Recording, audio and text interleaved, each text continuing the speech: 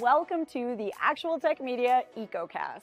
My name is Jess and I am excited to be here with you all today. But before we jump into our content, I have some basic information that I want to cover with you. All right, let's kick off our day here today by taking a quick tour of your audience console. And we're going to start with the questions window. So if you haven't already said hi, there is a whole audience of cool humans out there, so reach out and give a wave to the other members of the Actual Tech Media community. Now, keep in mind that if you do have any technical issues today, a browser refresh is going to fix just about anything. But if those tech gremlins are clinging on today, no problem. Just throw a comment in the question section and our crew will be there to help. We also want this to be an informative webinar for you, so throughout today's EcoCast, we hope you'll get engaged and ask all your burning questions. Not only will we have team members responding to you over a live chat, we will also have a dedicated Q&A session at the end of our presentations. Now, if we don't get to your question during the live webinar today, don't worry, because the awesome experts that we have here with us will be following up after we wrap. All right, next up, there's going to be lots of cool aha moments on the EcoCast today. And if you want to share those with your community, we've made it nice and easy for you. You can use the Twitter button right there in your audience console, and the hashtag for today's EcoCast will be automatically added to your post. All right, our last stop on this guided tour, be sure to check out the handouts tab for some awesome resources and takeaways from our speakers here today. We have an info pack collection, solution briefs, white papers, data sheets, free trials, ebooks, upcoming webinars, and more. So many great resources, so be sure to go explore. Now, if that wasn't enough fun, we also have some exciting prizes that we'll be giving away throughout today's EcoCast. I'm going to tell you a bit more about those later on, but a few quick reminders for you all. First, you do need to be here live in attendance at the EcoCast in order to qualify to win a prize, and we will follow up with all of you after we wrap. Now, all winners must submit an IRS Form W-9 to Actual Tech Media, and all winners must meet the Actual Tech Media prize terms and conditions. Now, if you don't know what those full T's and C's are, that's fine. We've got the full thing for you. Just head on over to that handouts tab, click in, scroll down to the bottom, and you'll find them waiting for you there. Now, the absolute most important thing to remember is that we love getting all your insightful questions during these live webinars. In fact, we love it so much that we actually have a special additional prize for all you inquisitive folks out there. So in today's EcoCast, we will be giving away a prize for the best question asked in each of our live sessions. Now, the expert speakers and teams will review all questions asked after we wrap the webinar, which means that even if your question does not get read out in a live session, there is still a chance to win. If you are a lucky winner here today and you would like to donate the value of your prize, we have several wonderful organizations that we partner with. So let us know when we follow up about your big win, and we'll get that rolling for you. Again, we are so happy to have you all here with us live at the EcoCast today, and we want to keep that good feeling going, so let's connect on social media. Reach out and connect with Actual Tech Media on Twitter and on LinkedIn. We have lots of great content, and we always want to hear from you. Now, if you're looking for more awesome content and resources right after we wrap the EcoCast today, be sure to subscribe to the Actual Tech Media channel on YouTube. Another fun way to win a prize and, hey, grow this awesome community is to refer an industry friend or a coworker to the Actual Tech Media webinar series. Now, you'll find a link to do that right in your handouts tab, and you will also be automatically redirected at the end of the webinar. And both you and your coworker or friend could win a prize, and we hold those drawings every month.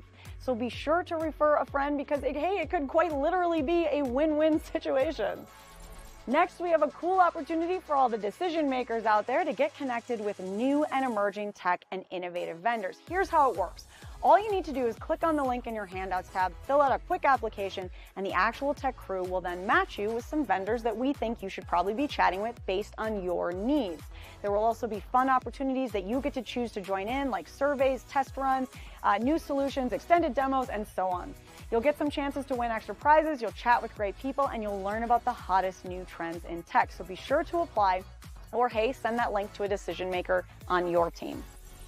Now, I want to take a quick minute here to remind you all about one of my favorite resources, and that is ransomware.org. You can find out everything you need to know about ransomware, how to prepare, prevent, and recover. This site is jam-packed with information, helpful tips, checklists, strategic approaches, case studies, everything you need in one place. So wherever you are in your ransomware preparedness journey, there is something for you at ransomware.org.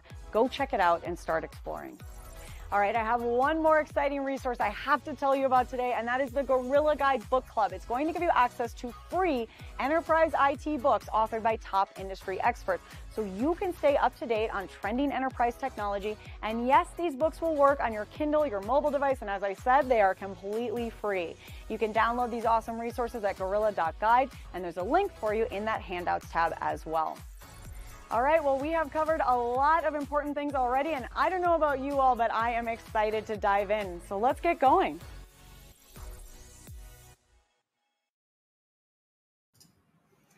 All right, well, hi all and welcome. It is time to get into the good stuff because today we are talking about securing fintech, tips, tools, and techniques for protecting critical data.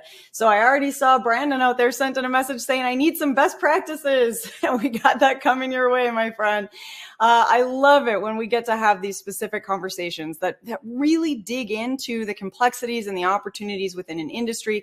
And even closer, we're zooming in even further within fintech into that data, the critical data protection. So today is going to be all about you, the challenges that you're facing, what's on your mind, the concerns that you have, and again, those best practices. We are going to explore the ways that innovative new products and services are going to help protect and secure that absolutely critical data that is keeping your organization running, expanding, staying ahead, and meeting those scalable growth goals. We're going to chat with some innovative experts from leading companies like Rubrik and Census who are here today to share their solutions, their tips, their trends, and again, those best practices. I'm excited to be here with all of you today and be a part of this conversation. I hope that throughout the day you will get engaged and ask some questions, get involved in the conversation. That chat is a great place. Again, say hi, say hello, reach out. We want to hear from you and ask those questions as we get into our conversations with our speakers here today. Now, speaking of which, let me reintroduce myself. I'm Jess Steinbach. Once again, I'm a moderator here at Actual Tech Media. Now, my friends and fellow moderators, both Scott Becker and Keith Ward are here with us today. Scott will be with us on live chat, and Keith is waiting in the wings to interview our wonderful keynote speaker. And we will get to that in just a moment. But first, I want to make sure I mention our prizes again, because we have a couple of gift cards coming your way. So today on the EcoCast, you could win one of three $300 Amazon gift cards that we will be giving away to 3 lucky winners who are here live and present on the EcoCast. So stay tuned for that. We've got some prizes coming your way. All right, well, I mentioned that we have a keynote speaker waiting in the wings, and today we're starting with kind of a fun and interactive conversation between our fellow moderator here at Actual Tech Media, that's Keith Ward, who's going to be chatting with Ed Tittle, IT author, speaker, and journalist. Keith, I think you're going to give Ed a little bit more of an introduction and jump into this conversation here today. So with that, we will hand things on over to you. Keith, take it away. Hi, everyone, and thanks for joining us today. I'm really excited to have this discussion with Ed Tittle. Now, Ed is an industry researcher, author of many technical books, including a few that I have read, a regular contributor to many industry publications, some of the largest in the field. He's a real expert when it comes to financial technology, and we are delighted to have you with us today, Ed. Welcome. Thanks, Keith. It's great to be here. Okay, so let's just dive right in. First question for you today, Ed. What are the special challenges involved in securing financial data? Challenges that, say, someone in the education sphere doesn't have? Great question. I'll start by invoking what I'll call tongue-in-cheek the Willie Sutton principle. And that's based on an apocryphal story about the 1930s bank robber Willie Sutton, who, when asked why he robbed banks, answered, because that's where the money is. Of course, they don't know that that really happened, but it certainly explains why the financial services industry in general and financial processing companies are particularly prone to attack. And again, it's because that's where the money is. Financial data usually leads directly to real assets as opposed to purely informational ones. And this poses a number of different kinds of risks.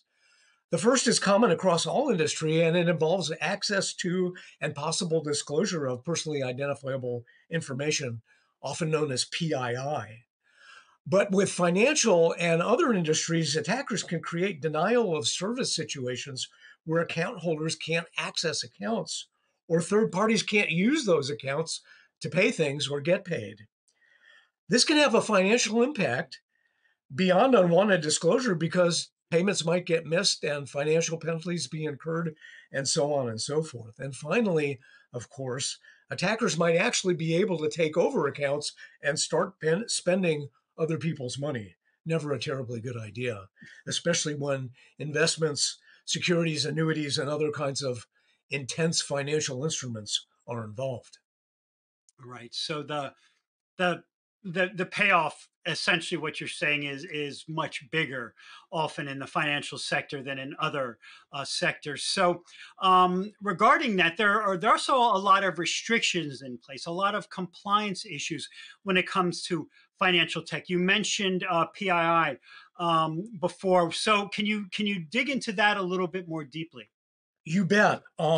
Securing PII becomes a concern based on a number of different relevant regulations and frameworks. In the USA, there's something called the Payment Card Initiative, or PCI, that requires institutions to protect user information and account stuff and that kind of thing. They also are required to disclose unwanted disclosures or breaches of information, which is why we hear about that kind of thing on the news fairly frequently. In Europe, the general covering regulation is known as the GDPR, Right. which provides more comprehensive protection for PII and includes something called a right to be forgotten. And under the right to be forgotten, organizations can actually be required to delete information about people because the people whose information it is don't want it kept around anymore.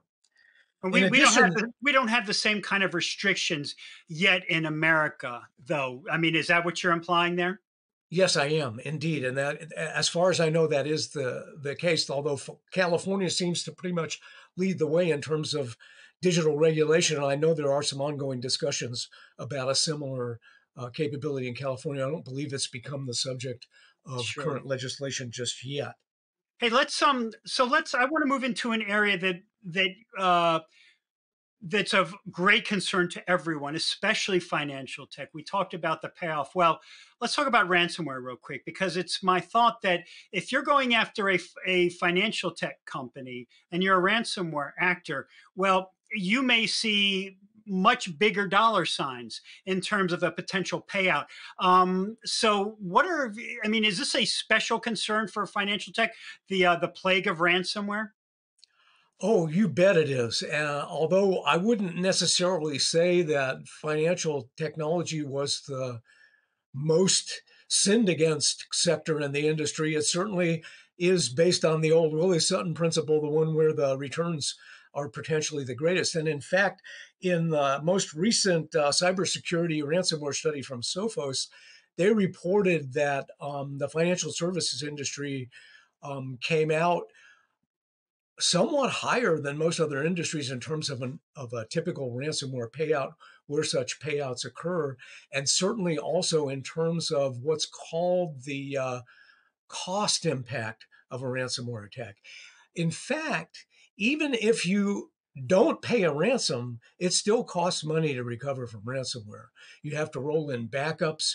You have to pause operations while you're cleaning things up and getting ready to get up and running again. And there's always opportunity costs involved in that kind of thing. And it turns out that the financial services industry incurs costs.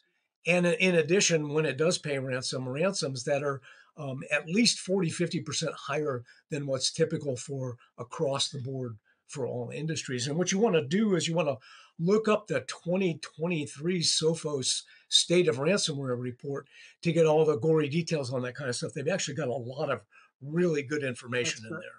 that's a fairly terrifying statistic, 40 to 50% more. So, based on that, final question for you today, Ed. Those numbers are certainly frightening. So, can you give us a few best practices, top tips for securing the fintech industry from attackers? You bet. And basically, the idea is that avoiding trouble is a lot better than having to deal with trouble once it happens. So all of the things that I'm about to suggest are based on the fundamental principle that you want to try to stay out of the line of fire rather than having to repair the damage after the fire has been shot off. So first thing is to consider deploying secure data protection and monitoring capabilities.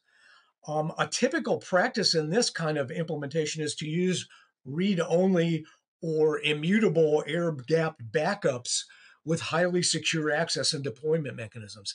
That normally when a ransomware attack occurs, once the initial penetration of security has been compromised, the next thing that attackers do is to encrypt backups because they know those backups are going to be used to try to take things back to where they were before the attack occurred. And if the attackers can stymie that, then the odds of them getting paid a ransom are much, much higher. So what companies need to do to counter that in the old cops and robbers metaphor is to take steps to make sure that their backups can't be overwritten or changed so that they can always get back to them by hook or by crook. Sure.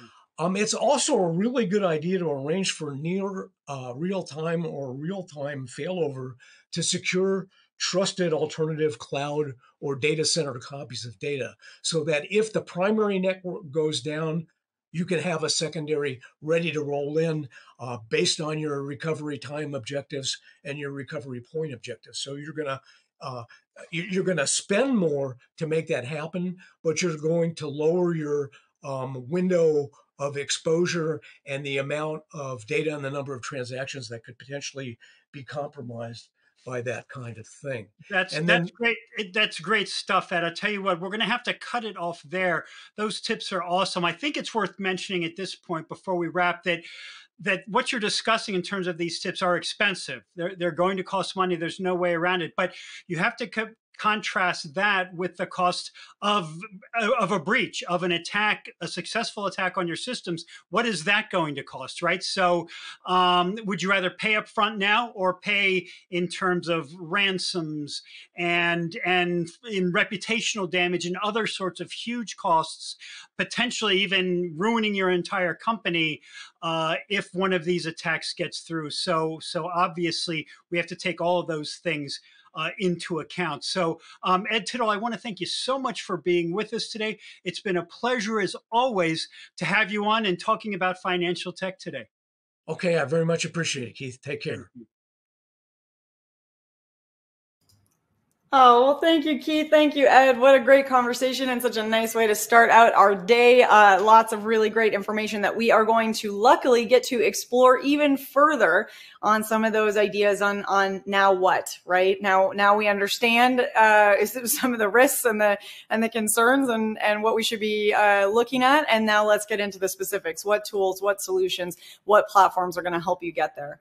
So we want to start with this question for all of you. So what is the time frame that you have in mind for adding new or updating existing IT solutions at your company? So obviously today we're kind of zooming in a little bit. We're talking about security. We're talking about data. We're talking about, what's important to you in fintech. So what is that time frame that you have for making a change related to our conversation today? And there's no wrong answer here. This is just making sure that we're kind of hitting you with the right information at the right time in your life cycle and what's important to you. So go ahead and click on that poll there. Let us know where you're at. And I am going to move things along in just a second. So last chance to click on the poll and get that information in. All right, team. Thanks to everyone who clicked on that. We are going to kick off this EcoCast because as you can see, we are definitely starting things out on a great note. Up to start us off, we have the Rubrik team, and we're going to be chatting with Chris Wolf, Database Solutions Architect at Rubrik. Chris, I want to thank you once again for being here with us to kick us off today. Now, I know you've got a lot of great information planned for the audience today. There's a lot to cover, and we only have a short amount of time. So I am going to step back. I'm going to hand things on over to you. Take it away, Chris.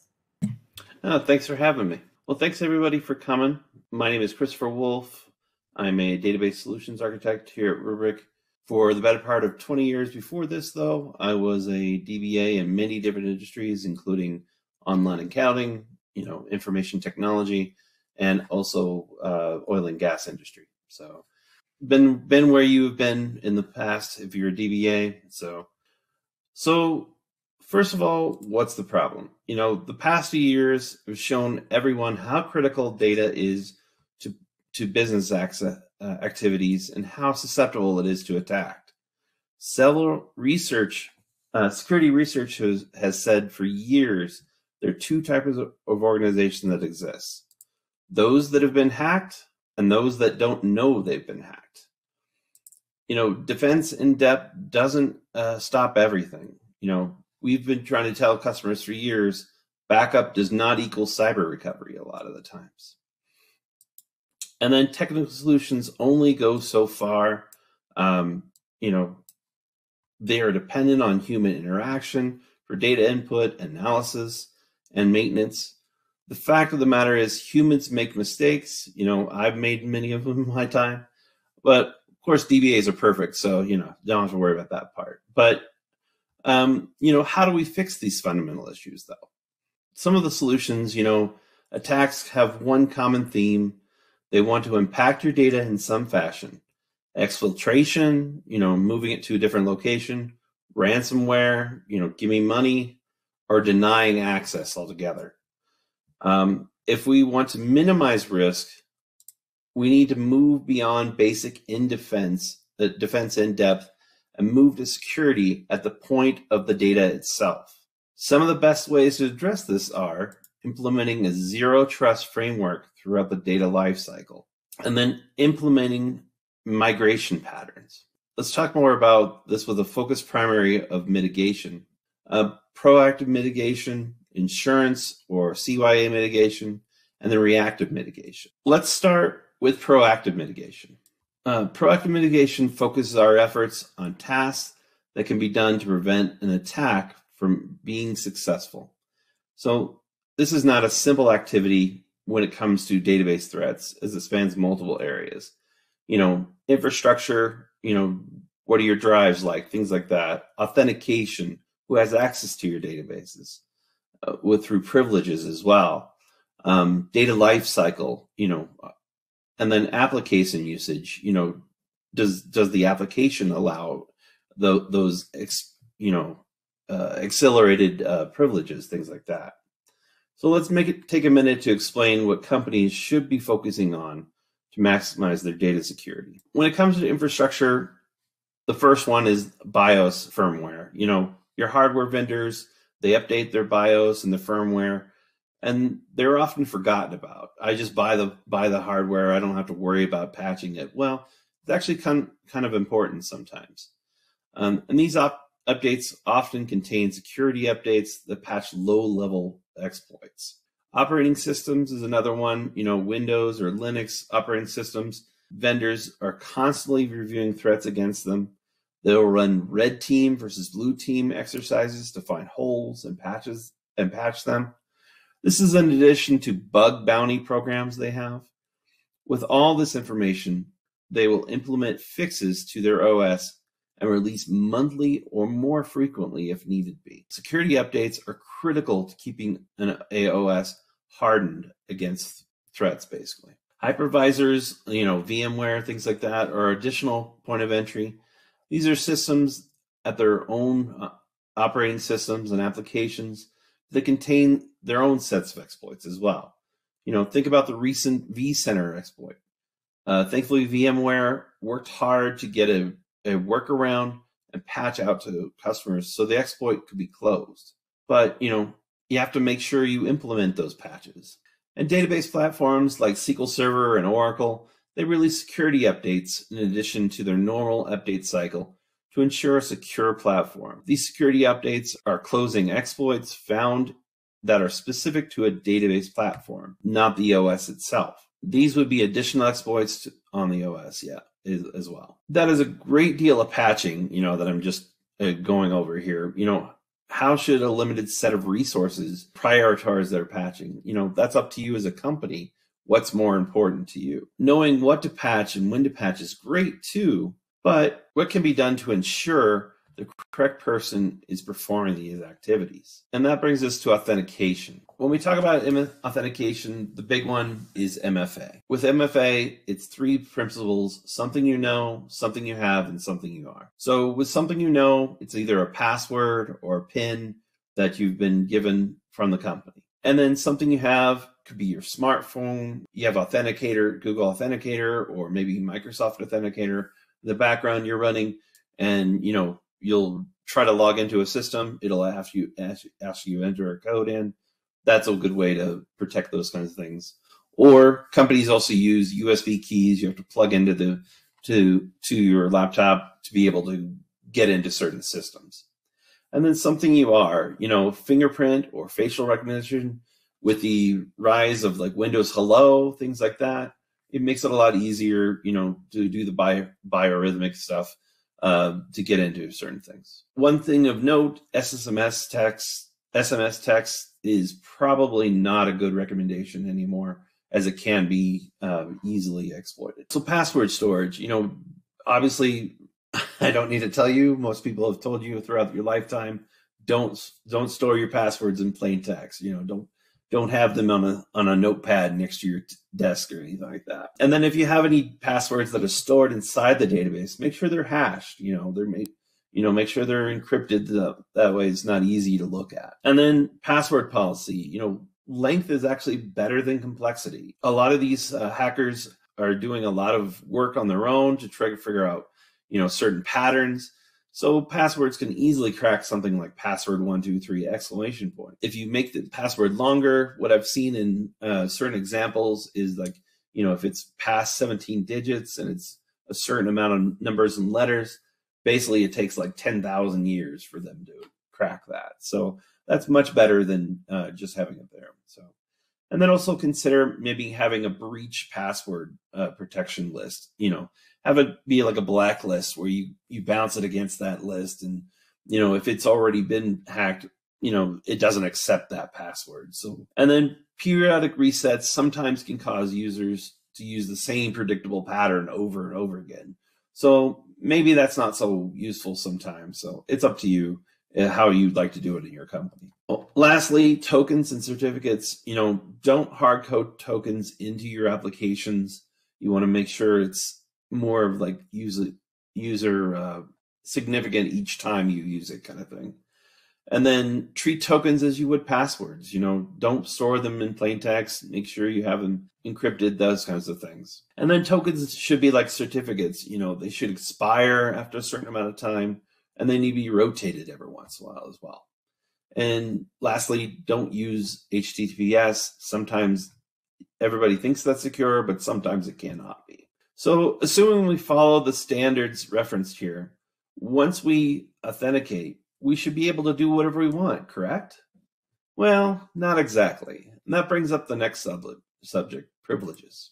With privileges, you just have to make sure you're fighting against excessive privileges, is what we're kind of talking about here. Is the minimal permission required to do a job principle being followed here? Least privileges, basically. How many people have elevated access to a database? Are you using groups, put people in groups and just applying it to the group, or you do have a specific person like, a senior admin or something like that has just his name is a login instead? It's probably not the best idea. And then do admins have the ability to change data? If they do, how is that audited? Can you tell who's done some deletion in your data? Things like that. Who has admin or root access? And should they? Sometimes the DBA doesn't need everything to the system itself. Sometimes it's just fine administrating the database itself. And then abuse of privileges. Do you have, how can you deal with rogue admins? If you know somebody's going to have issues with you later on, how can you cut off their access? And then person who's changed roles using their older access, or maybe have left the company, have you revoked their access or changed their access to something where they can't access that information? If you've got a sysadmin who's now a VP of IT, does he really need, access to the database anymore? Probably not. So you got to make sure you audit those every once in a while. And then abandoned privileges, users that are still active when the application is no longer active. Do we need to kill those users or something like that? And then users that have left the company, but their access is now not revoked, that's a big issue, obviously. They could still get into the systems from the outside. And this may sound like I'm creating a lot of work for the DBA. A DBA's job is to keep the database online and processing as quickly as possible, right? If that's the case, isn't security someone else's job? As you'll see in our next subject, the data lifecycle, securing the data is a core principle of the DBA's job. With the data lifecycle, we have to know where our data lives. How many copies of the database are there? Backups count. Do you know where your backups are and how can that be accessed, basically? Are your backups stored in multiple places? How many copies of a table are there? What sensitive data exists in this environment? Are you worried about GCP or GCCP, the European regulations or the California regulations, things like that? And are there flat files? You have business analysts, exporting out flat files or spreadsheets out to your, drives out there that basically is a copy of the database. Companies I worked for in the past, they needed to do their work, so they had to get a copy out from the database. But then that's still straight out on the drive, which is easy to encrypt and possibly take out. So, and then storage media exposure, who has access to where the database files live, and also the backups themselves. Do they have access to the backups? Because the backups themselves could be encrypted or taken out, and then they could be restored to a different company. And then access to delete the data, who has access to delete that? Do they need that access, or can we do that through an application? And then can they delete the backups as well? And then physical access to your storage. Do you have a data center where they could just walk right in, pull a drive out, and then go restore it somewhere else? That's something to consider as well. And then data placement. Are you placing internally used data near externally used data? So do you have a third-party company I'm pushing data to? You've got your data files right next to that data. Maybe not the best place to put that for somebody else to look at. It is accurate to state that the DBA is ultimately a response for maintaining the three pillars of security, confidentiality, integrity, and availability across the entire data lifecycle. What about the access points we have no control over, like the application that generate and manipulate the data we are protecting? This brings up the application usage itself. The first part to make it easier is data masking. And this can be done through, your sensitive data like credit card or social security numbers. It's good to have row level security on those kinds of things. And also use data masking so that way it's not actually showing the real information. But you could have it to where it unmasks when it goes in the application itself. And then when data is at rest, should those credit cards and social security number information, should that be stored in clear text? Or can that be masked a little bit or maybe encrypted? And then database injection, is your application, this is an oldie but goodie, SQL injection is a thing that does happen. Should your application have those kind of elevated permissions to do deletions or things like that?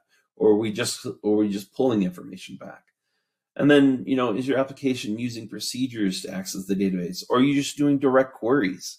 If you're doing direct queries, it's really easy through an API just to put a select statement up in the API to pull that information back.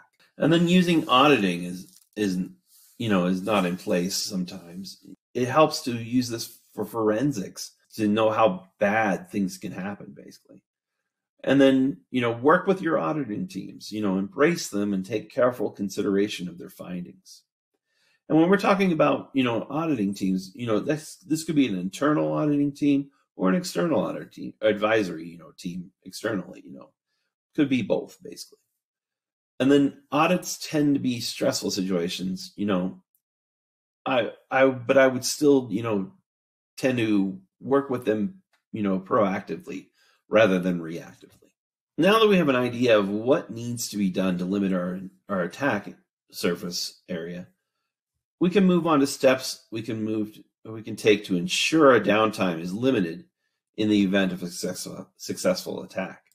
How do we hedge our bets? An insurance policy, in its most basic form, is designed to protect us against certain risk. Proactive mitigation is equivalent to an insurance inspector reviewing your property and telling you what needs to be fixed to maintain your coverage. And the fact of the matter is, someone will get hurt on your property. Your insurance policy covers you when someone falls down on the stairs, basically. Let's talk about critical types of insurance you should carry as well. Once again, humans are involved, so more than likely, you're gonna have an issue. So you got to have a insurance policy, and that for us is backups. But when I talk about backups, it's not a backup strategy we're talking about. It's a recovery strategy. Your backups are only good if you can actually recover from them. So what are you trying to recover from? That will tell you how your backup environment should be set up, basically. The business always wants zero data loss. That's fine. Go do some research, and talk to them about the pros and cons, and then show them the bill. At that point, more than likely, they're going to balk a little bit and be like, okay, well, what about, let's do some negotiation. Maybe we're only cared about 15 minutes of downtime. So, well, then you could change to like a 15-minute RPO and then get a little bit more what's acceptable to them as far as their appetite goes. And then you have your recovery, once you have your recovery strategy in place, you need to test it. Does it meet your business requirements? One and done is not good enough. A test strategy needs to be developed. Things happen from the time you did your test until now. Have you written a corrupted byte in the database and didn't know about it? Has the size of your database or application changed? We thought that it took us maybe 3 hours to recover, but now maybe it takes 4 or 5 because our database has gotten much bigger. And then, if so, what adjustments need to be made because of that? And then, can you pull the backup from the storage where the backup lives? This includes both hot and cold storage. How long does it take to get that information if you're trying to, if you're trying to fix everything? And then don't overlook BMR. There are lots of details that can be overlooked, basically. Testing this process can flush out all those details, basically. And a simple tabletop exercise may not be enough. I realize a full-blown recovery at testing is a pretty big deal, but your backups are only useful if you can recover from them. So with that, Rubrik is here to help with zero trust data security. First of all, we can consolidate your database's protection into one platform, and we can give you time back with automated discovery and protection as well. And we deliver near zero RTOs while keeping DBAs in control of their backups. Along with that, we also support secondary users with self-service clones as well. So to go into more detail, we're designed for recovery, basically, when it comes to databases, with the simplification and modernization of the backup process through automation. I turn your attention to what's just as even more important, and that's recovery. Restoring databases can be a tedious task. Finding the files that you need to recover and then actually reassembling those files, the diffs, and your transaction log backups, and get them to actual copy what's useful. Rubrik can do all that for you in the background. And depending on the use case and SLA, Rubrik provides the DBA with a variety of options to recover, like export, instant recovery, recover production, files only restore, and a thing called live mount, which is very fast recovery. So we have quite a few customers, big and small, that trust Rubrik to keep their databases protected as well, across many different industries. Customers like Home Depot, Mazda, KeyBank, and Atrium Health. So we've covered quite a bit of material thus far, though. We know about steps we need to take to prevent an attack, and the resources we need to ensure recovery from an attack. Now, let's talk about what we should do during an attack. Let's hope the Borg hasn't hacked your system, but most likely it's a human of some kind of system doing an automated script. The fact of the matter is, breaches will happen. The key to minimizing the impact of a breach is how you respond to it. So what should companies and their staff do when they discover an attack? First of all, take a breath. Stop. Don't touch the keyboard for a little bit. Think about what you're trying to do. You hacking away like it's the Matrix is not going to help you in this case. But use the systems that you've already set up beforehand to be able to fix the issues. So affected assets, do you have analytics on data? What is good and what isn't? How could you figure that out? Blast radius, what is affected of the worst happening? What could be the worst possible thing that you could get? And then based on affected data, what is your recovery steps? How are you what's your next step past that? And then targeted recovery, recovering the entire VM, maybe just a file, maybe just a database, maybe it's just a table, could be individual records within that. And then recovery plan, do you have run books that tell you, consistently what I'm supposed to be doing if A happens? And what are your recovery times? Have you done your testing like I talked about before? So you could have a good idea of how long it's going to take you when that CIO tells you how long are we going to be down for. You could confidently tell them, well, the last time we did a test, it took this long. And then recovery isolation, recovery data to a non-production area. Do you have those extra areas to do so? To validate data before putting it into production. This will help with forensics afterwards as well. So recovery tools, do you have backups to recover from? Do you have them in a secure location? Can you stop operational tasks against the data at that point? You want to make sure that they're not actually putting more data into a bad database. And then don't back up the data until you confirm the data is in a good state. Taking another backup is not going to help you if the database is in a bad state at that point. And make sure not to delete any data. Make sure, that you've already got everything good, and you could do cleanup later if you needed to. And then communication and documentation. Does everyone know what the recovery options are? And we're talking all the way from like the CIO, the CTO, all the way down to just a help desk person.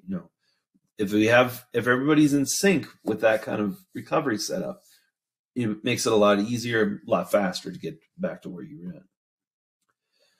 This sounds very familiar to like an elite athlete, how the elite athlete trains. Know what to do, work with the tools you have, and practice until it becomes muscle memory. You want to test these plans all the time. What happens if something goes wrong and how you train? Well, that's where it comes in with a postmortem. And you're going to deal with what you learned, basically. And make sure these are blameless. If you just use these to call people out, it's not going to be helpful at all. It's more of a learning process for your entire company, not an inquisition. You're not there to, put everybody against the wall. So first of all, we ask what happened, what events led to this, what things happened. And then what proactive steps failed? Did we have some issues in our process that maybe weren't so good? Let's maybe kick them up a little bit, maybe retool them a little bit. And then what tools failed? Did you have some scripting that didn't work exactly like you thought, or maybe took too long, and maybe needs to be reworked? And then what systems and procedures failed? Did you have were the backups not accessible, or were they not in the place where you thought they were? Things like that. And then what worked well, could be scaled or automated. If we had things that were working really well, can we make that a script next time so that way anybody can run it rather than just a certain person? And what are the variants from what happened and what your recovery actually was. Did you figure out, well, we tried to do this, it didn't work so well. We pivoted it over here. So let's make that the new standard instead. And then what is your return on investment on your plan versus what happened? Did you actually get what you needed out of the plan? Did the benefits meet your expectations? And then what should be changed? This includes like process, does the process need to be rejiggered a little bit? Or maybe you need better technology. Maybe we need to buy some tools from a different company and bring them in to help us with this. So we've covered a great deal in this session. So let's recap and give some key takeaways. Work with your organization's security team in an effort to prevent a breach. I know DBAs are very lone wolf a lot of the time, but you've got to make sure that they're part of your access issues. It isn't realistic to think you can stop every attack vector. It's, these people are doing this for a living, so more than likely they've got a lot of practice. You need to ensure you protect your critical assets and have a mechanism to return them to service quickly. And then, plan, prepare, and practice. Panic under stress is your worst enemy. Having a plan isn't enough. You need to execute the plan regularly and revise it when you discover shortcomings. So you need to just keep reiterating, basically. A comprehensive response plan ensures all participants know their role and what they need to do as well. And then testing this plan in a controlled fashion enables everyone to understand what is expected of them.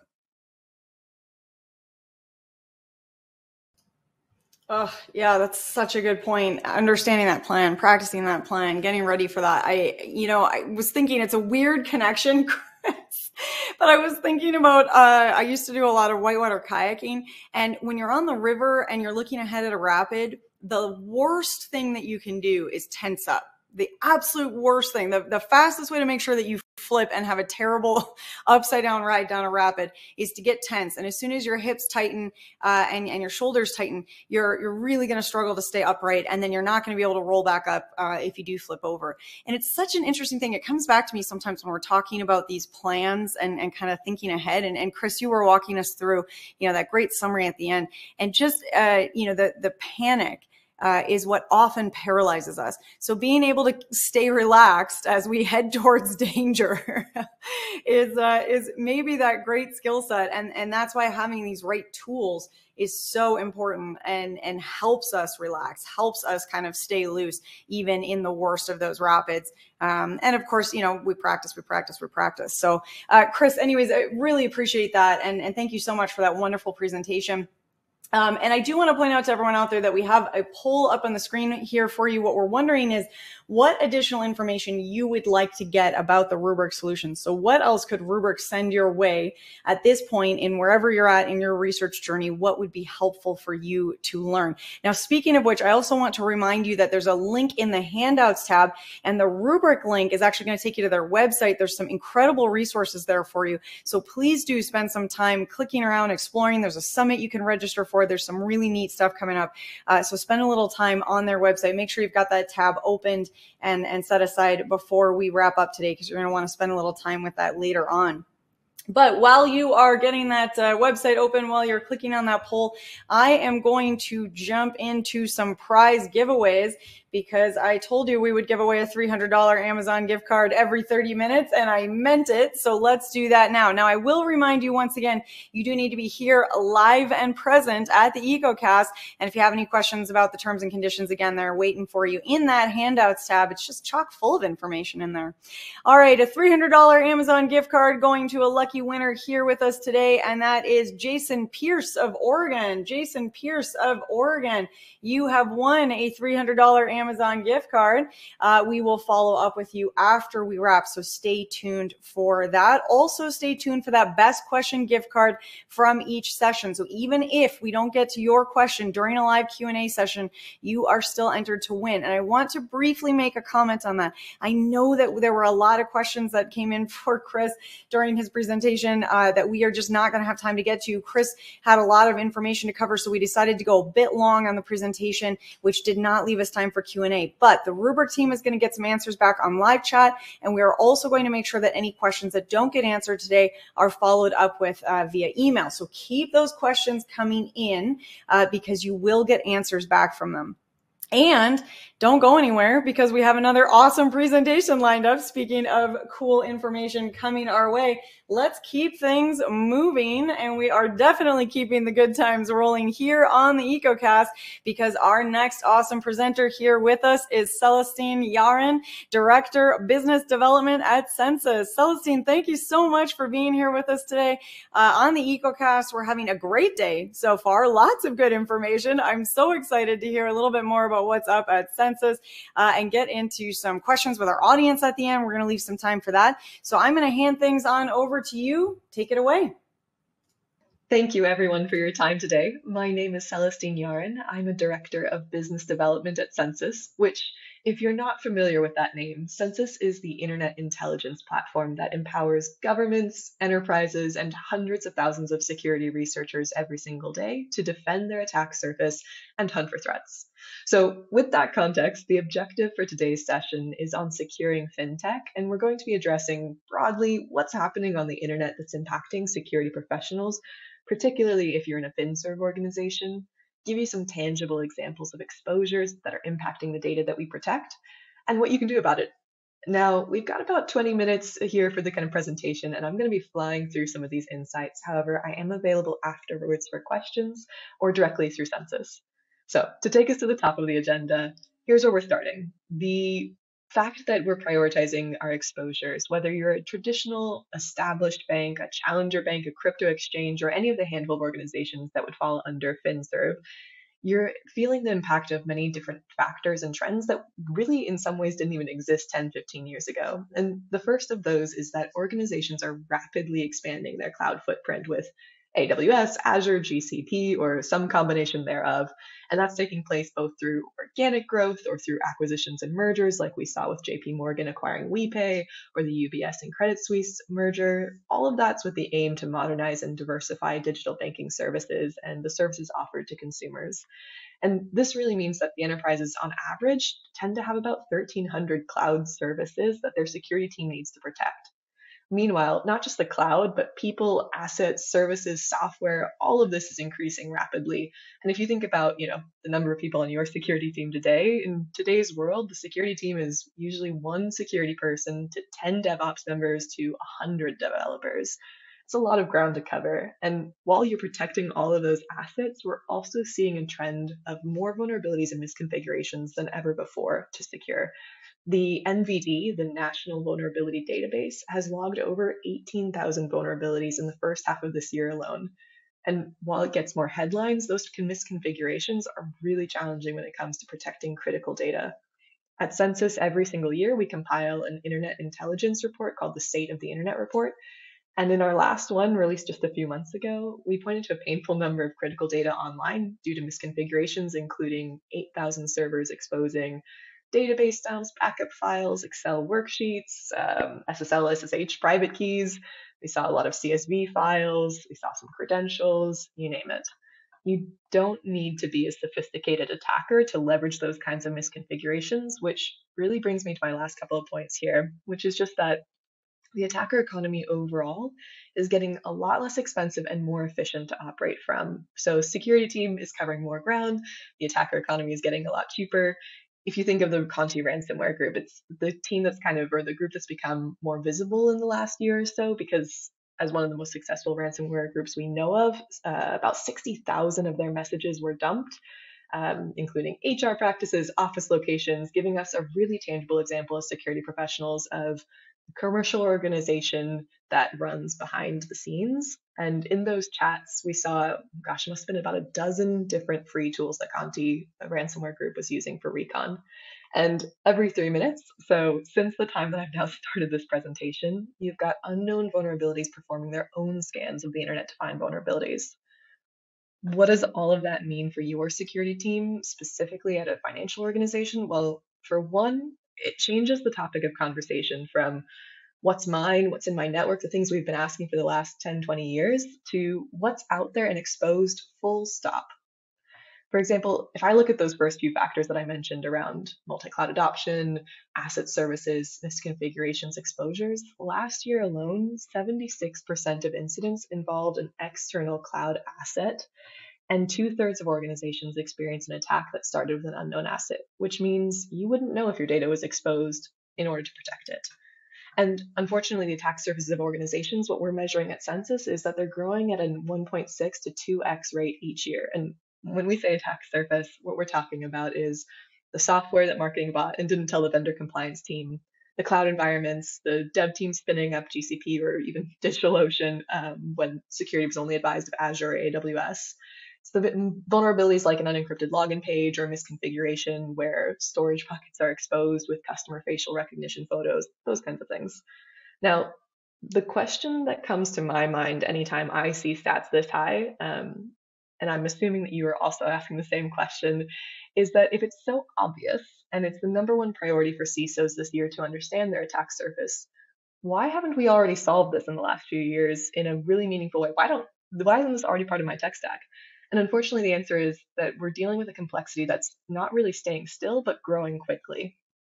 The unifying characteristic of everything I just mentioned before is that if you knew about a cloud misconfiguration or vulnerability, you'd have already done something about it, or at least made a calculated risk prioritization around it. But the tools we've historically used weren't purpose-built to answer that question, the question of what else is out there and exposed, full stop. Vulnerability management tools that we use today are phenomenal for finding known hosts and network services, but they weren't built originally to find shadow IT. And it's the same with digital risk protection. You need them for brand impersonation or underground web forums, social media mentions, but they're not designed to go find attacker-facing internet assets. CSPMs, same thing, not designed to go find unknown cloud assets. Vendor risk management tools designed for what you know about, but not necessarily your supplier's cloud configurations, which is where a lot of us have gotten hit. And it turns out that for a security team, we're dealing with limited visibility as to what's out there and what's exposed. And then when we do have those set of tools, they're often disparate and fractured with different alerting mechanisms and integrations that mean you have to give up something in order to get something. And when they do work together, there's often a lack of context or history within the data. And then lastly, when you are working with those solutions, it's just a rapidly evolving landscape that doesn't always get to be refreshed in real time for you. To give you a visual of what that actually looks like, let's just hop over here for a second. This hairball of data is what we're dealing with today, right? On the left-hand side, you've got a bunch of data. On the right-hand side, you want to take action with that data. And this is where exposure management platforms come into the picture. They're uniquely set up to address this problem by discovering continuously exposures, vulnerabilities, cloud environments, and providing actionable insights for you in the midst of an investigation. Now, this is also where Census comes into the picture. Census is an exposure management platform and a threat hunting solution, but we're also what's known as the Internet Intelligence Platform. We have the largest scanning infrastructure in the world, which means that we're touching every internet-connected device every 3 to 4 minutes, giving you fresh context and insights into what's exposed from your organization in real time. And this, for you, means that you're able to integrate more of those disparate and fractured systems and tackle the rapidly evolving security landscape. Now, for financial organizations, this often translates into two really kind of broad common categories around threat hunting, finding attacker infrastructure, for example, and also dealing with your exposures, exposure management. And I'm going to take a few minutes now to walk you through some of the questions we and others are able to answer with Census, starting with that threat hunting use case. As I mentioned earlier, hundreds of thousands of security practitioners are using Census to scope, discover, and understand APT and mitigate breaches. They're able to do so because Census provides them with over 2 billion services across the internet, with 1,400 points of data on each, all refreshed daily and all going back years in time to give history. Plus, we're also the largest certificate repository in the world with over 9 billion certificates with 1,000 points of data on each, also going back years in time as well in terms of history. So practically, what that means for threat hunters and analysts at financial services organizations is that we're able to track things like external threats. So at Census, for example, we've been tracking the Deadbolt ransomware group. It's the gift that keeps on giving, as my colleagues would say. There's a group calling themselves Deadbolt that's been targeting the QNAP NAS devices, infecting those devices with ransomware since about January of 2022, I want to say. And we started to scope that issue last year and started tracking those hosts on our platform, not only the hosts, but also the unique Bitcoin wallet addresses used for ransom drops. And for an analyst using Census, they're able to go straight to this dashboard. You even actually could kind of hop out of this webinar right now and go look at this dashboard online and start clicking through to understand what's exactly happening, for example, in a specific geography. Or if I were to pick, let's say, all the hosts in Germany that are infected, I could just click right through. Germany just happens to be the top of the list. And we can examine the number of devices in Germany, see detailed information on those hosts, the associated Bitcoin addresses. At Census, we plan to continue monitoring these NAS devices infected with Deadbolt ransomware, refreshing daily, tracking historically, so that you as a threat hunter or an analyst on a financial services organization continue to be able to learn and react. Now, obviously, there's also something that's near and dear to most financial organizations' heart, which is identifying malicious infrastructure, C2 infrastructure. And I mentioned at the very, very start that there's a geopolitical element of threats to what we do and factors that have developed in the last 2 years. So I'll just give you a quick example of how some folks have used Census there. In the middle of last year, we were looking at our own data about, I want to say, 7 million hosts in Russia, and we were trying to see the top 1,000 software products that were currently observable in Russia. In the process of doing that, as many of you have probably experienced in an investigation, within that data set, we actually noticed a handful of Russian hosts containing an exploitation tool, Metasploit specifically, as well as command and control C2 tools like Posh C2. We then got curious, started going back in time, and used those details to understand how that Posh C2 certificate was related to and used on other hosts around the world, including in the US. Our data started to show that those Russian hosts had confirmed malware packages, a ransomware kit. They were designed to basically disable the target's antivirus remotely to manage the target, as well as a Trojan, callbacks with 2 other Russian hosts, and operational Bitcoin ports. And then as we looked at the historical data, we saw also the presence and removal, reemergence of a Posh C2 certificate, as well as the modification of the malware kit over time, really in line with how an attacker would be modifying their methodology. Those additional details, plus a couple other tools put together, helped us put that in context of being related to the actions of the Medusa Lockerware group, which was later confirmed by a CISA alert. So using our data, we can simply start to pivot through this network. This is a visual of the Census Search platform. It's one of the tools that threat hunters will often use to understand what's happening on the internet. And we've, just as a kind of interesting point, have tagged all of these specific Russian malware hosts. And we're watching how their behavior changes, including the changes that we've seen after we published these insights. And again, you could go right now to census.com, go to our search platform, and start filtering off this tag to see how this might be an interesting use case for yourself to move from. I'll give you 1 or 2 more examples here within the threat hunting use case. If you've dealt with any kind of celebrity vulnerability before, you might know this pain. For example, I wish I could see everybody's chats at the moment, but I'm looking at a different screen. And did anybody else have a weekend that was absolutely ruined by Log4j? Because if you did, I was in the same boat, maybe not to the extent that you were.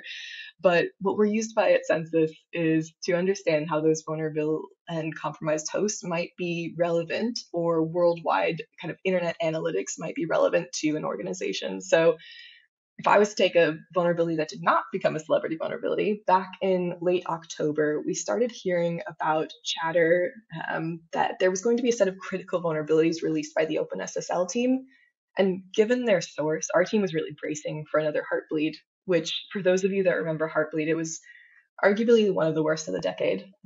When we got the details, though, the remediation, and started to be able to track it in Census on our platform, what we were able to see was that while there was almost 2 million hosts broadcasting that they used OpenSSL, only about 7,000 would actually be vulnerable to this specific issue.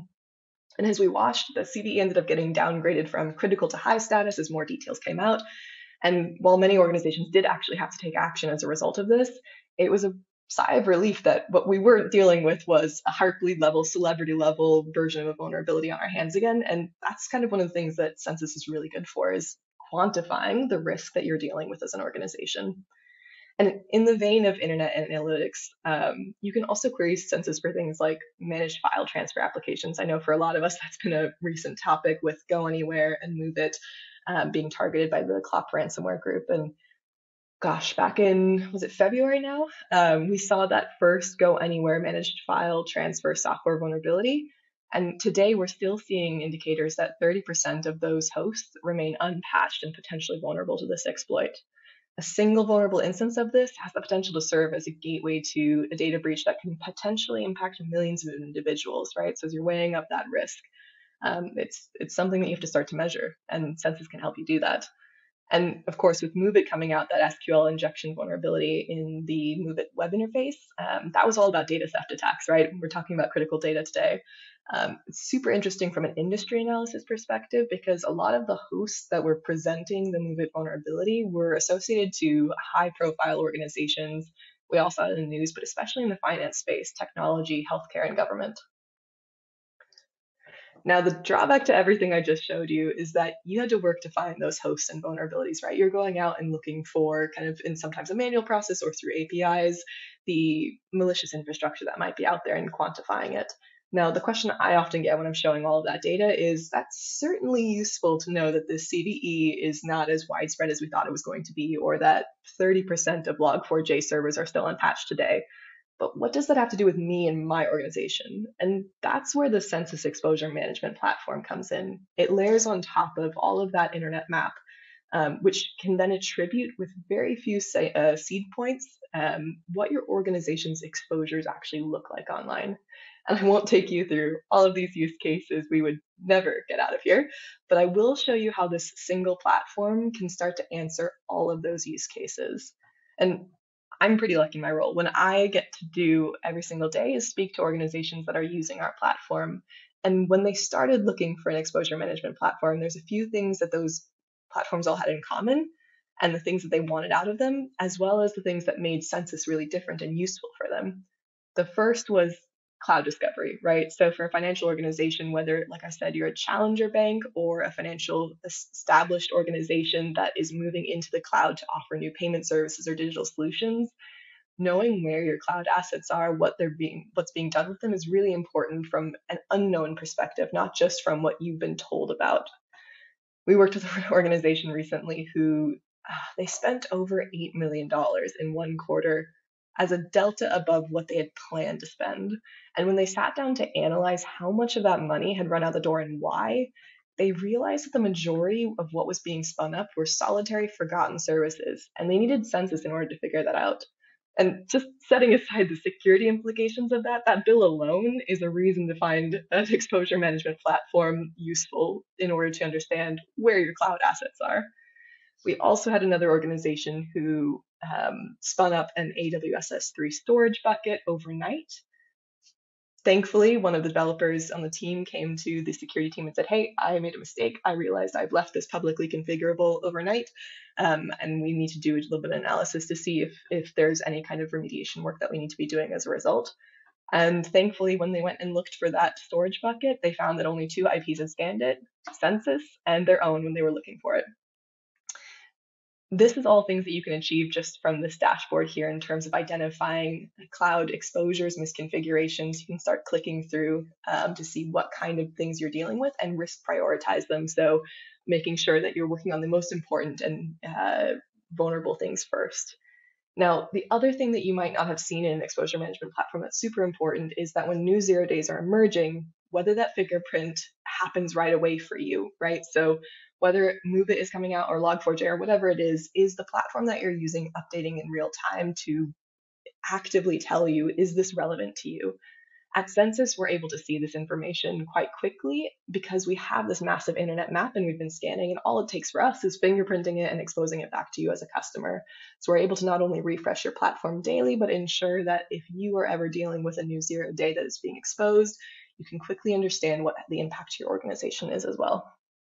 Now, if I was to take us back in the last couple of minutes that we have to that hairball of data that we talked about earlier, right? This awful diagram when you think about it as kind of a reality of your day-to-day life. More tangibly, Forrester recently provided a study of organizations using census, and the results that those organizations experienced was a 70% reduction in false positives. In other words, they were working with better data. They also found and assessed 30% more assets than ever before, giving them meaningful and actionable security insights. And lastly, they quantifiably improved their own remediation times, including by at least 15%, which I can't stress enough. I've been in the room when a financial organization was determining whether they were dealing with an incident, and every hour really mattered tremendously to them in investigating and declaring that incident because they frankly couldn't afford not to get it right. So to answer the question I posed to you earlier, what's out there and exposed, I would argue that Census is demonstrably the place you can find everything on the internet. But more importantly, it's the place where you can find what matters to you and your organization. And on the theme of today's topic with critical data, you really need the best data in order to protect your data. If you'd like to talk to us afterwards, I'm happy to do so. Everybody's favorite thing in security is to see a QR code, I know. So we've left a QR code here for you, but more tangibly, I think there's some questions in the chat that I've been seeing coming through. So I'm happy to answer those now or speak to you later as well. Thank you so much, Celestine. That was so interesting. Lots of great information. I'm still kind of laughing about the data tangle and that as an analogy for our lives. I think that is unfortunately true for a lot of us, but you've given us some great next steps. Before we jump into the questions, as you mentioned, coming in right now, I do want to make sure that everyone in the audience sees the poll that's up on their screen. We want to know what additional information you would like to get about the Census solution. So obviously, we're just kind of scratching the surface here. We're just getting started on all the information that's available, and there's lots more to dig into. And so if you want to think a little bit about what would be more helpful to you, do you like to read those data sheets? Do you want to talk about case studies? Do you want to get into a personalized demo? You know, what is going to be the thing that's going to be impactful for you? And you can click on as many things as you want and let Census know exactly what to send your way. And then you'll be able to have those follow-ups sent right to you with no extra effort. This is the easy button. So while you're doing all of that, we're going to get into some questions. Celestine, you ready to dive in? Ready to go. All right, I love it. Okay, I want to start with this one. We had some questions coming in about how Census is actually finding their company's assets, and in particular, how do they know that it belongs to their organization? Okay, I really like this question, and I've actually been getting probably a version of this question for years. When I worked before in identity and access management, the question was the same, but a different version of it, which was, hey, I've just deployed single sign-on, multi-factor, all of these different tools to secure the applications that matter to my organization. But what about the applications I don't know about? How do I even find those to begin with? And so two different angles to the same question, but in both cases, the answer that attribution is really hard. If it was easy, we'd already know about those assets, right? And it's one of those challenges that requires extensive coverage of the internet with data being refreshed fast enough to actually be relevant for you, as well as enough context in the midst of all of that to understand the relationships between the different items you're looking at. And that's where our scanning and attribution engine is looking at IPs, certificates, domains, cloud environment services, and has been doing so for years. So that gives us the ability to connect the pattern between different assets and then connect those back to your organization. And we're doing all of this from the outside in without ever being deployed as an agent on your network. So it makes it a really fast launch and start to get some new information that you haven't seen before. And I guess to answer the second half of that question too, the answer is we actually give you the power back in a lot of ways to understand how that host was associated to you. So we'll give you the exact discovery path right in the UI that says this domain was associated to this sub, connected to this certificate, to this host over here. And ultimately, that gives you the ability to confirm for yourself, oh, okay, this is why the kind of false positive rate went down so significantly and why these new assets that I didn't know about took place. We worked with another organization recently, and just by looking at the discovery path, they were able to realize, oh, these hosts belong to a company we acquired that never told us about this whole set of infrastructure over here in another country. We actually need to go do something about this. And for anybody that's kind of hearing this and still thinking, I don't know, I challenge you, if you're curious, to come talk to us, reach out to me or somebody at Census, and we can show you in detail how this would work, even down to how your organization would look. Okay, I like that. And that's a good next step. I'm going to ask you more about that before we wrap up, but I want to sneak in one or two more questions if we can. Is Census using any AI-powered tools? How are you integrating AI? Ooh, okay. So that's really good timing on that question, because we did release a Census GPT feature earlier this year. And I want to say within the first week or two of it being released in beta, 90 different countries, users from 90 different countries signed up for the beta version. So what we saw immediately from that was that it bridges the gap a bit between kind of the questions you want to ask your search engine like Census, like what hosts are in a certain geography, and learning the language or the query language that you would usually use in OSINT research. So it's actually been quite useful both for people who are really, in-depth kind of researchers who have been doing this for years and are just kind of looking for a different angle or perspective, and getting a query really quickly, as well as folks who are brand new to OSINT research, which is a challenge also in our kind of industry as well, is kind of that learning path for folks. And this just makes it super easy for you to kind of go in and search this massive data that we have in a way that's just really consumable. Perfect. Okay. I'm going to ask this last question, even though we're right at time, but I'm hoping I can keep you a few minutes late, because we got a few questions about integrations, and that's obviously always top of mind for people, the existing tools they have and how that's all going to fit. So does Census integrate with any other tools?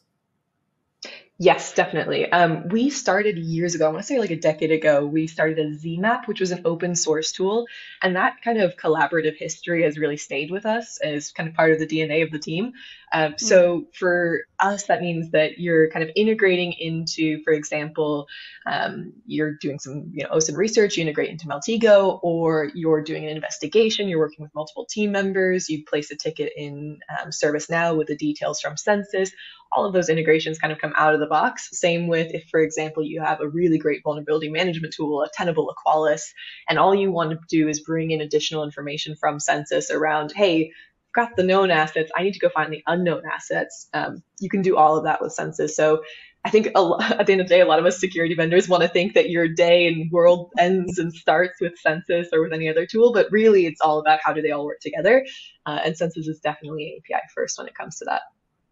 That's such a good point. Yeah, as much as, wouldn't it be great if there was one tool that did everything? But instead, I think it's about finding those tools that do what they do exceptionally well and then partner exceptionally well and connect.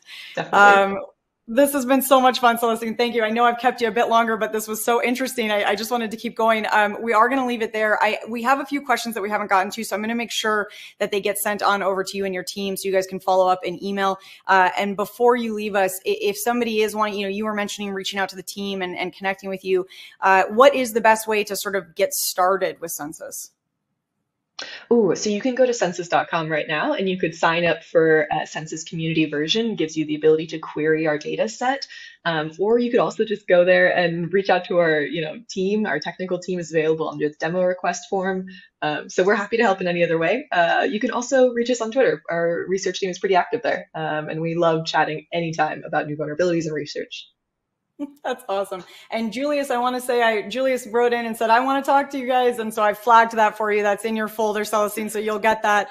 And for anyone out there that does still have a question, please do keep those coming in. Otherwise, visit that website, reach out.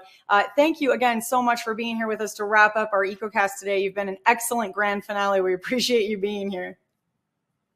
Thank you so much. It's been a pleasure. And Julius, I'm looking for you. There you go. Thanks, Celestine. Have a great rest of your day. All right. Cheers, everyone. Bye. All right, all. Well, thank you to everyone who clicked on that poll and asked for follow-ups as well. You are also on Celestine's radar. You will also get some follow-up to that. So please do keep those poll responses coming in. Keep those questions coming in. Make sure that you've clicked on the handout. There's a great handout and takeaway in there from the Census team. You can learn a little bit more about their solution and why they are the leading internet intelligence platform for exposure management and threat hunting. This is a really, really great read and a great great follow-up to the conversation we just had. So make sure you've got that. While you are clicking on polls and downloading handouts, I am going to go ahead and give away our very last prizes of the day. Let's get into that because I know you are waiting on them. Now, I will remind you that you do need to be here live and present with us at the EcoCast in order to win. So our final two winners of a $300 Amazon gift card are Tim Launius of Arkansas and Wendy Brownlee of North Carolina. Again, that's Tim Launius of Arkansas and Wendy Brownlee of North Carolina.